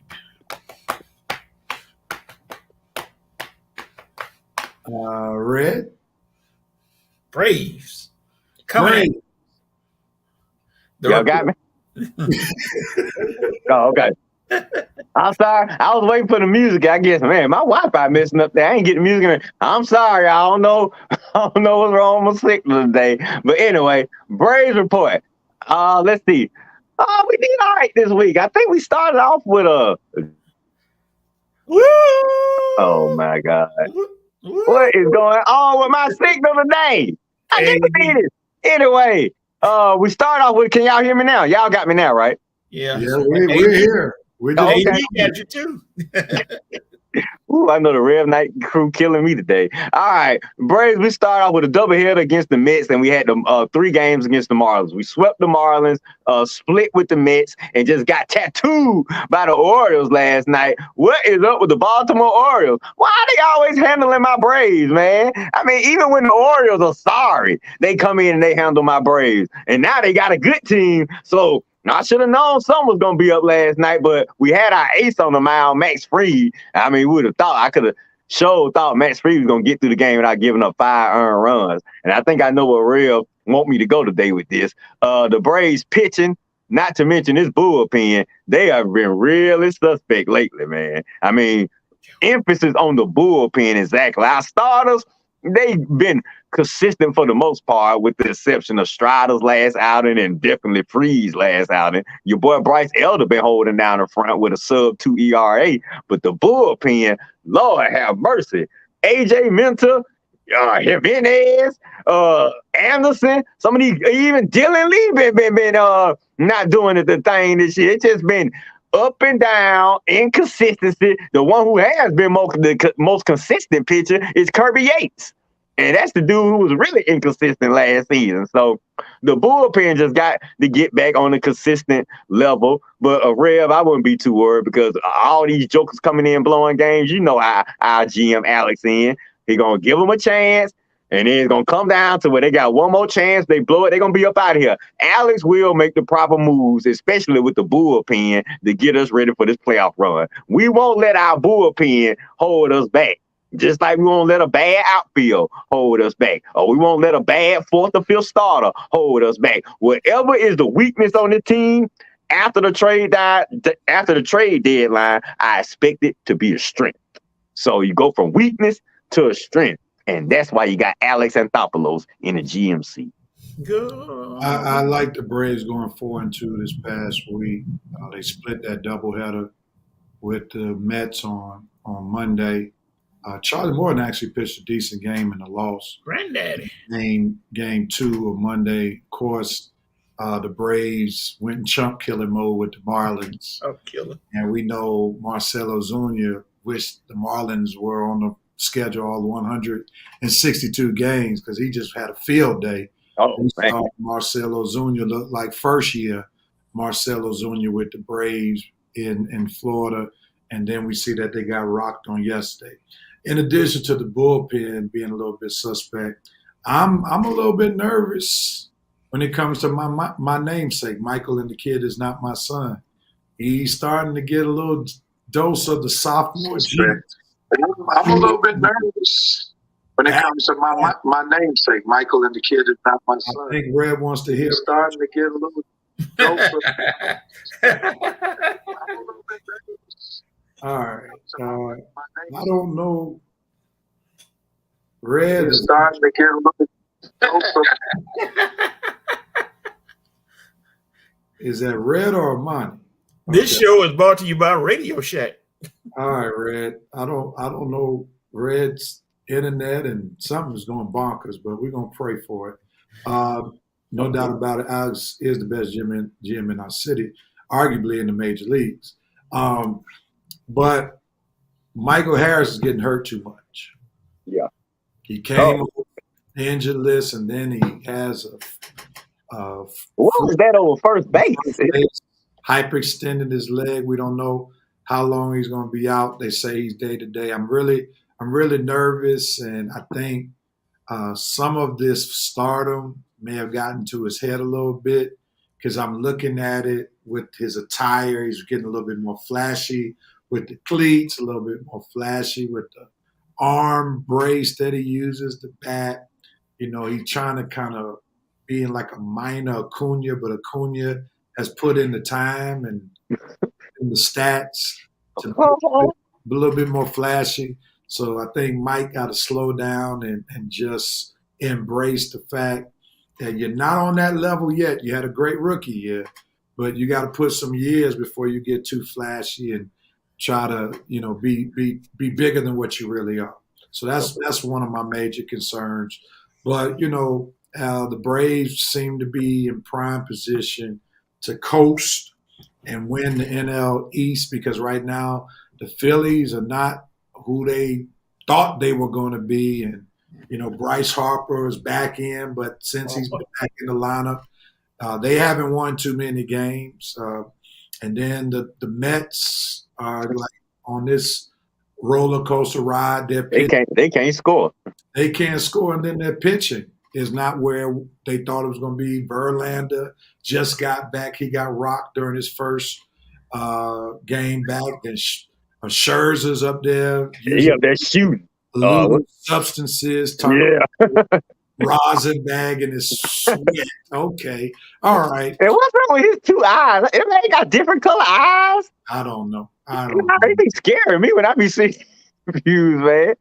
But the Braves, they need to take care of business at home, and we'll see what they do in the upcoming weeks. But they should be doing well, and they should win this division because it appears they're the most talented team. And with Double A as our GM, they should get the picks or they should get the players rather that they need to bring this thing on home to at least win the NL East division, and we'll see what the playoffs looks like going forward.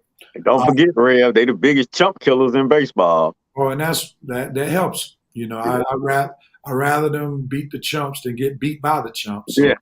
you gotta take the good with the bad, and even though the bad is they feast on cheap chump killers and sometimes don't do what they need to do with the top teams, you got to win those games in order to get to the playoffs. And then once they get to the playoffs, anything can happen, as we saw 2 years ago when they won the World Series.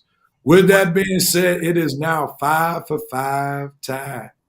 5 for 5 time, and we got 5 topics that are coming to you. We're going to start with football, and then we're going to go back into basketball, which is my favorite sport. As Curtis Blow said, I like the way they dribble up and down the court. All right, here we go. Deion Sanders. Deion. Most transfers in the transfer portal in college football history in 1 year. So we're going to talk about that. Coach, we're going to start with you. Get ready. And I know if the VP is around, I know he's talking about, there it is. Just like I said, Hugh Lunis and Lunis, here you go. Here we go. You got 45 seconds to talk. On the solo camera, 15 seconds. With the group camera, if you talk over 1 minute, you know you get muted. All right, Coach. Get ready. Get set. Let's rock. All right. Deion said this at the beginning of his tenure. Everybody not going to be here with us. Some people going to be gone. I don't know if he meant 60 people will be gone, but hey, Deion has said he's plugging holes and said they're going to be successful, but minimal pressure for you, Deion. People think it's a lot of pressure, but how can it be a lot of pressure when your team was 1-11 last year? Got a lot of pressure to win games. You win 5, you own the state. So I think Deion will recover. He put it all in his son's hands and his adopted son, Travis Hunter. They still got pieces, so hey, we'll see what happens. But you ain't beating USC, Deion. I don't care what you do. You can bring the National Guard. You ain't beating USC. Armani, why you looking like that? You think they're going to beat USC? Please say yes. You go with it, Armani. Go. Well, I mean, are we surprised? I mean, University of Colorado, they went, 1-8 last year, 2-8? 1-11. Oh, 1-11. So why are we even questioning why Deion is doing what he's doing and why the kids are doing what they doing? Listen, 1-11, the whole team need to be reconstructed. He said he was bringing his own luggage and his Louis. So if you don't want to be here, get out. We're trying to change the culture here. We're trying to change this into a losing culture into a winning culture. And yes, I do believe that Colorado will beat USC. If not this year, then the following year. Oh, man, USC will be gone. Red, you're up. Go.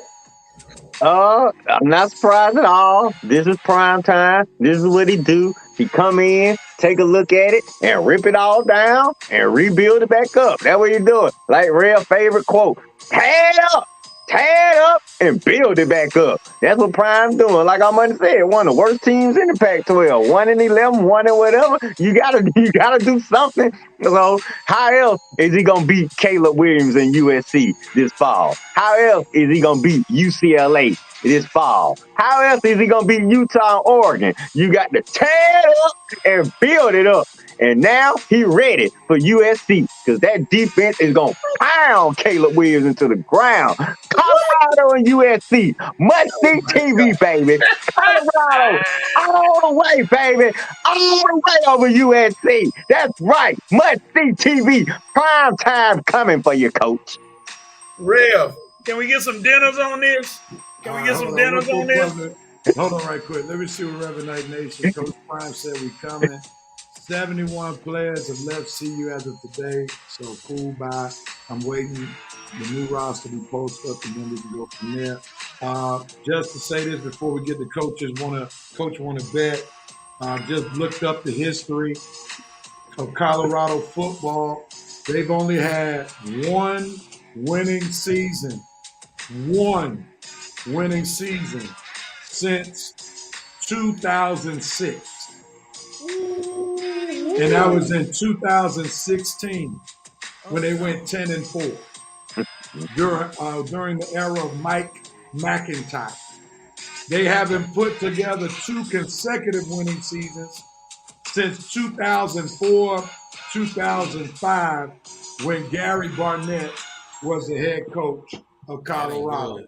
So because of that point of reference, Dion is more than right to do what he's doing, because there is nothing but a culture of losing in Colorado. And therefore, as Red already alluded to, one of my favorite lines from the movie Glory by Denzel Washington, tear it up, and do what you got to do. All right, Coach, go ahead. We got a little time. What you want to say? Because I know you're feeling very USC-ish these days since they got a good quarterback and they had a good run last year. So what you got to say, Coach?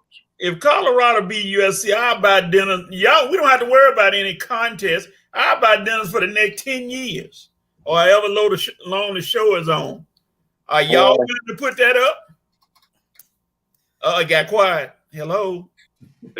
Coach, we don't want you to be dead to us for 10 years. Hey, Coach, you gotta understand, man. It takes time to build a winning program. Oh, here we go. I'm just saying he didn't go to a college like he didn't go to Georgia, he didn't go to Bama, he didn't go to somewhere of those schools, Ohio State. He didn't go nowhere like that. Now they don't have a culture of winning at all. So he didn't go to a Georgia. He didn't go to a Georgia. He didn't go to Georgia. So so why even make the blasphemous statement then? Just to bother you because you get so upset about it. Oh no, I'm gonna be laughing when USC pound caking Colorado by 50 and they putting the subs in. I'm gonna say, Dion, I'm glad you beat Jonesboro Tech. The Fighting Mules, baby. That's the only team you probably gonna beat. There's a quote for the day: "One must tear up in order to fix up." All right, nice. Tear it up, baby. All right, we're on to the future of the Sacramento Kings. This is definitely one of Red's favorite topics. He was searching for something on the show. So, Red, get ready. Get set. We're talking the future of the Sacramento Kings. Who would ever thought it before the season started? Yeah, who would? Get ready. Get set. Go. Well, like Red said, who would have thought this? When they hired Fat Mike in the offseason to go over there and try to lead these boys to a new era. But let's be honest, Mike Brown is a decent coach. Now, he ain't that bad. I mean, he had LeBron and the Cavs in the finals. Didn't do so well with my Lakers, but him and Kobe kind of clashed. I mean, his personality and Kobe's personality just never really fit. You do it well as an assistant with Golden State over the past few years, so you probably learned a few things from Steve Kerr and was able to implement that well with the Sacramento Kings. And you got to give him credit. Coach of the year, pretty much turned De'Aaron Fox into Domantas Sabonis and the All-Stars the way they were playing this year. I like what he did with the rookies he had coming over there with the Nelson kid and the Keegan Murray, and I mean all kind of rookies he had coming off the bench hitting 3-pointers in the playoffs and in the regular season. Rev, I was telling you all season, you probably didn't keep it. I know you still got your NBA ticket, Rev, so next season, check out them Kings playing late night sometimes. I know it's hard when you on the East Coast with Philly, but Coach, go. The Kings lost. What about their future, Coach? Their future came too. I don't know what you got. I mean, the Kings I think they're just young, man. They're young. They still trying to mesh together, man. So future of the Kings, I think they'll be fine. I think, they're one of the up and coming teams in the West. I'll say that. I just think that's what I think. They have good pieces around them. They have a good coach. So if they can just keep doing what they're doing, keep building, keep adding, keep getting more experience in the playoffs, they'll get there eventually. That was classic. What do you think about the Kings? They lost. What's their future? Cancun. Classic moment on the Red and Red Sports Show.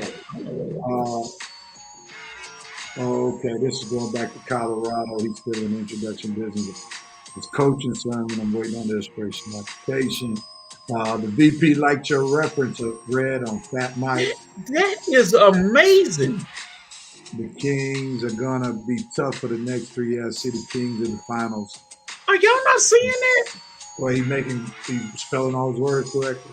The big word. Which one? All of them. Oh, expository preaching. Illustration, application, introduction. I mean, those anything are a with lot more of- than 3 syllables.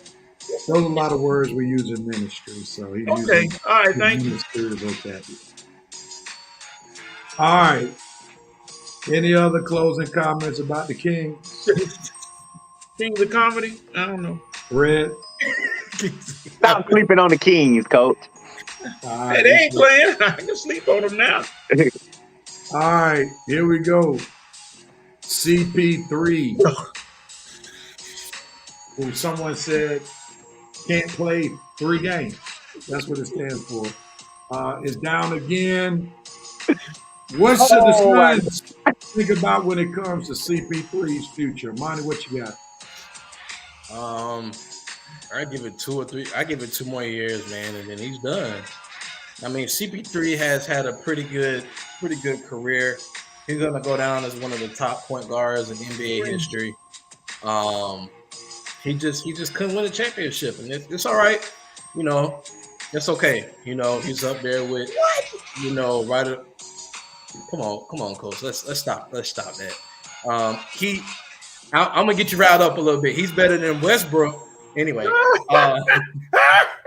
CP3 is it's time to hang it up. I mean, I give it 2 more years. I'll keep trying, but injuries hurt a player. So, it'll be time in about 2 years. Red. He'll go down as one question. CP3. Oh, okay. Yeah, all right. He's giving a history lesson. We talking about him going down again. Very unfortunate he went down again. But it's what's happened his whole career. He's been injury prone throughout the majority of his career, and it's always happened in the most inopportune times, like during the postseason. It happened with the Clippers. It happened with Houston, and it's happening right now with the Suns. But it's funny that he was completely healthy during his OKC season. But he'll go down as one of the great point guards all time that could just never get over the hump because of injury or ineffectiveness during the playoffs. So, great player. Just going to be one of the ones that unfortunately didn't get a championship. Coach. His commercials for State Farm as Cliff Paul are fantastic.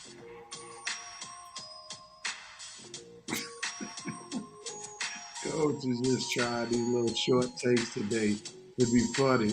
I think he's setting up his short takes so he can be consistent when this other topic comes on. I think that's what he's doing. CP3 needs to retire or revoke CP3's policy. The underwriter is going to get fired. Can't play 3 games, will quietly walk in the Hall of Fame. CP3 needs to call it a wrap. You'll be in the Hall of Fame. He's still a dirty player. All right. Those are Revenants Nation's comments. A big firing took place this week. Coach Bud was let go by the Milwaukee Bucks a week after a loved one passed away unexpectedly. But Milwaukee said, we're praying for you, but we got to push you out at the same time. So we see that there's a coaching vacancy in Milwaukee. Let's do a little fair or foul and explain why. Fair or foul, Coach Bud getting fired by the Milwaukee Bucks. What says you, Coach? I like to use your favorite word, corral, even though it's not there, but this is foul. Coach Bud has fallen victim to the old Janet Jackson syndrome. What have you done for me lately? And just a couple years ago, the man won an NBA championship, and now he had the best record in the league regular season. He suffered. Giannis got hurt. He staggered through against the Heat, and this is all reason to fire him. But someone said Giannis helped it out. Your thoughts? Armani. I'm gonna say very foul.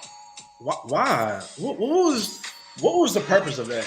I mean, I just hope that he wasn't quote unquote fired, and he really was like, okay, you know, I might need some time to recoup from what's going on in my personal life.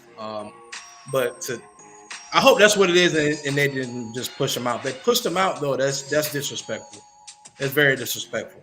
All right, you don't do stuff like that. Milwaukee, I hope you know what you're doing, because if it turns out that you actually fired this guy, it's gonna look bad on you. He brought you a championship, so let's not sit here and act like he's, you know, he hasn't done his job, because he's very good at his job. So that was very foul and very disrespectful. Red. Fair. Completely fair. Coach, you told everybody why it's fair. Coach, what was the last statement you made? I think Giannis got something to do with this. Well, that's all I need to know.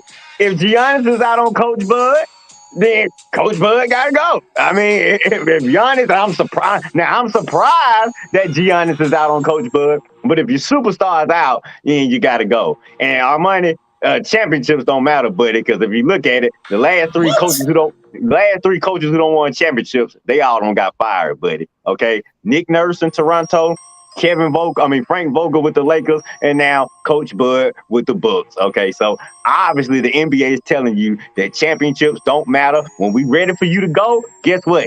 You got to go, and it was time for Coach Bud to go. All right, before anybody else comments, let's see what Reverend Nation has to say. Coach will be the comedic headliner at Shady Grove. Shady Grove. The only time the firing of Bud is actually a good Terrible firing. His star player missing 10 free throws a game. Coach says Giannis whatever, however you pronounce it. I'm going to chime in real quick there. I think it was actually morale. It is. Fair, because the superstar wanted him gone, and some report says that Giannis wanted him gone actually before the season. It's foul because he didn't have a full deck all year long. Chris Middleton was hurt the entire season. He's their second best player. And then on top of that, Giannis was hurt a good portion of the season as well. And then he gets hurt at the most inopportune time in the first round, which cost them a few games in the playoffs. So I don't think it was just his coaching that messed him up. It was a lot. Injuries had a lot to do with it. Some other reports say that Giannis got upset that in the playoffs, Coach Bud did not allow him to guard Jimmy Butler. Wait a minute. That's what. Well, I'm saying, what was the issue before the season as far as him wanting them gone? Well, I think he probably just wanted a new system, a new scheme. Okay. See, I was shocked. I didn't think Giannis had a problem with him. Well, I could tell. I didn't think so either until reports came out recently. Also, I don't know how true it was, but there was one of these publications that stated that Coach Bud was believing that Giannis wanted out of Milwaukee soon. And that was reported from some news outlet. I can't remember. Of course, it was not by one of the major outlets, but it was stated that Coach Bud was believing that Giannis wanted out of Milwaukee soon. So obviously there was some chinks in the armor.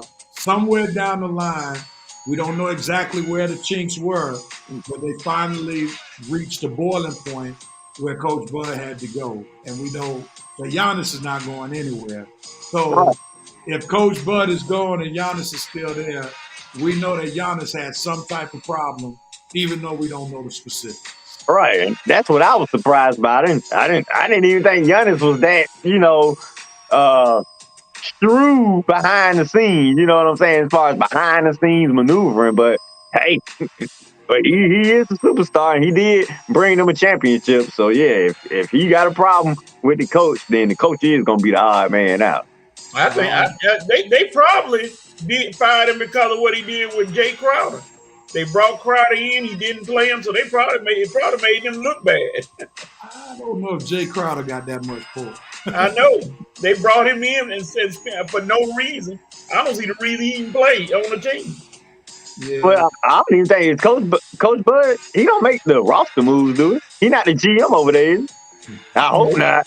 No. Not like he was with the Hawks. No. Coach Bud didn't have that much clout. And I mean, let's be honest. Coach Bud has been on the hot seat since they won the championship. Had he not won the championship that year, he probably would have been fired. So this has been on the horizon for quite some time. Now, Rev, Jerome make a good point. I'm thinking about that. Did he say Coach Bud wanted one of Giannis's brothers off the team? How many brothers he got on the team? Now that whatever his brother's name is something.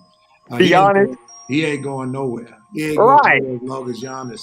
So that's just a second contract they're gonna have to absorb as long as Giannis is there. And I'm surprised he didn't make room for his other brother who used to play for the Lakers. Right. Where you been at? Yeah. He must not be as good because they were content with him going overseas to make some money.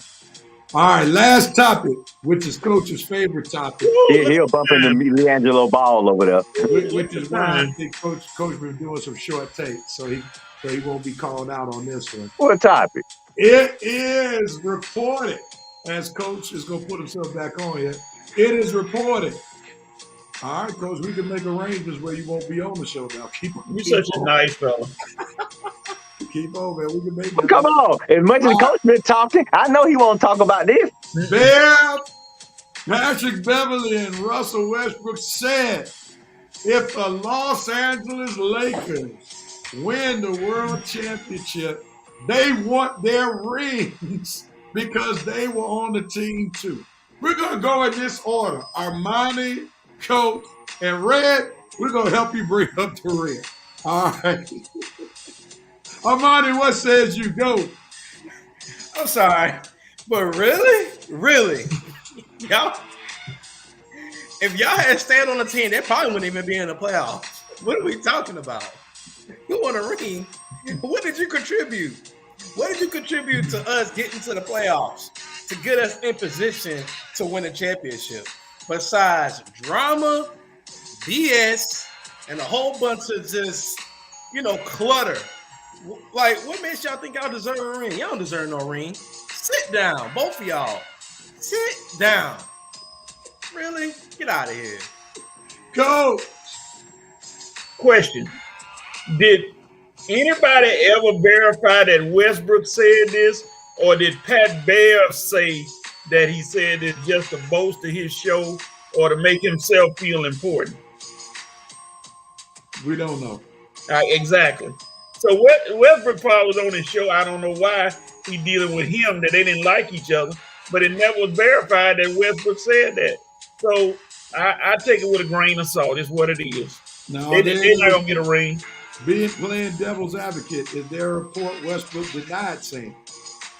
That's true. That's another thing. He never denied it. So hey, whatever. Just something to make the news go by, I guess. I don't know. Add to the news. Whatever. Red, you got 2 minutes.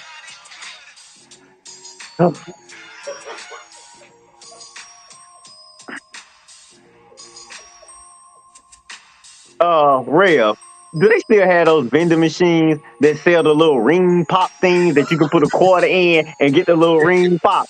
Because if they do, Pat Bear and Rusty, you might want to go to a little convenience store and put your little quarter in and get the ring pop, because them the only rings you gonna be seeing in your future partners, okay? But I tell you what, though. Rev, Jeannie, being the little softy that she is, if we do win it all, she just might get these two knuckleheads a ring just because we are all so happy. And, she'll be so happy to get these guys the rings. And you know what the rings will represent? That we got better. We were better as a team when we threw you two clowns away. Okay? So here go your rings and have a nice day. Done. The ring was there for good riddance. Exactly. She gonna have it engraved on the ring too. Good riddance, and don't come back to Lakerland. Oh man, that's hilarious. That's hilarious. Kick 'em Hey, off. real. Instead of they jerseys being up in a Raptor, she gonna have it on the ceiling. Good Lord. All right, Jerome says they should get the rings because that's the tradition. Yeah, they'll get them. They'll get them. They can get a replica. How about that? Pat Burke deserves an Oscar for portraying a basketball.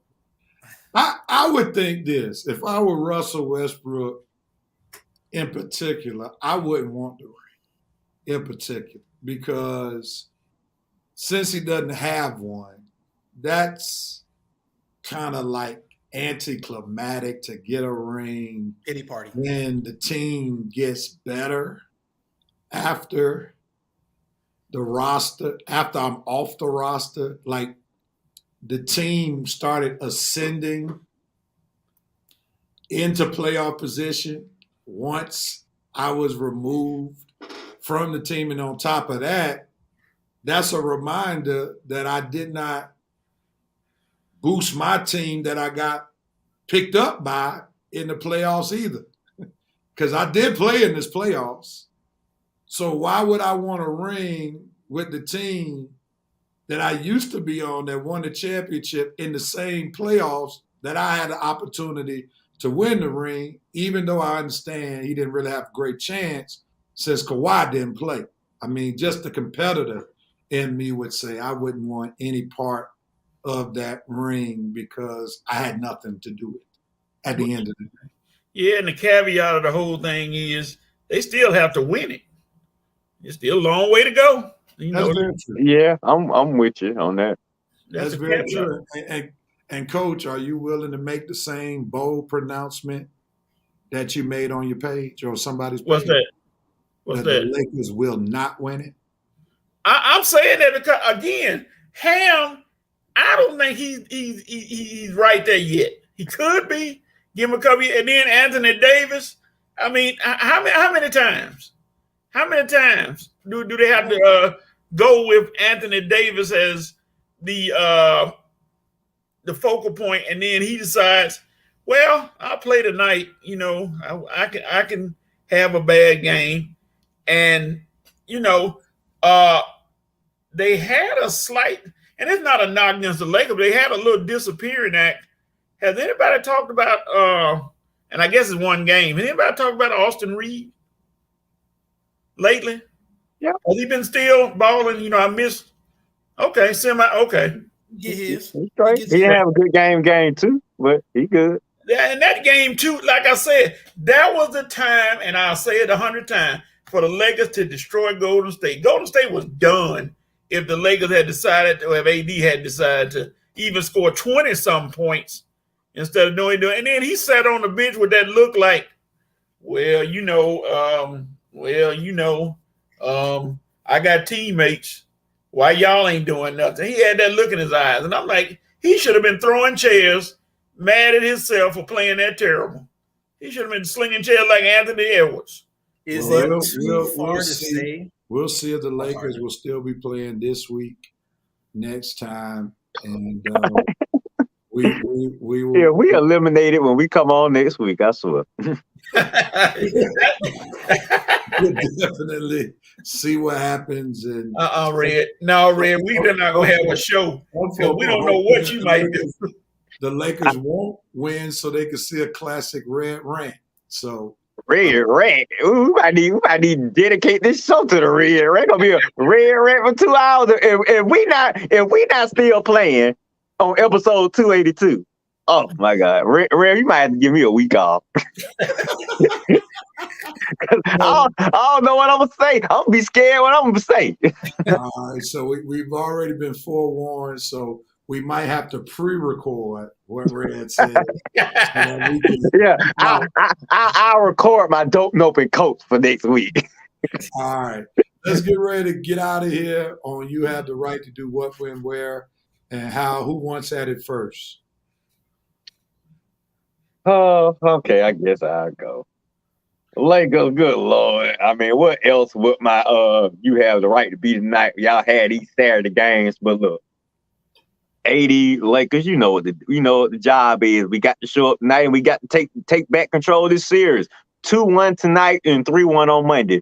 You have the right to show up and play the way you've been playing to get to this point. And if you do that, I have no worries. If you don't, if you disappear, then it's going to be word. And like I say, episode 282 is going to be a classic one for all the wrong reasons. So Lakers, please show up tonight and save me the stress and the anger so I can come to episode 282 and be upbeat and happy. Okay?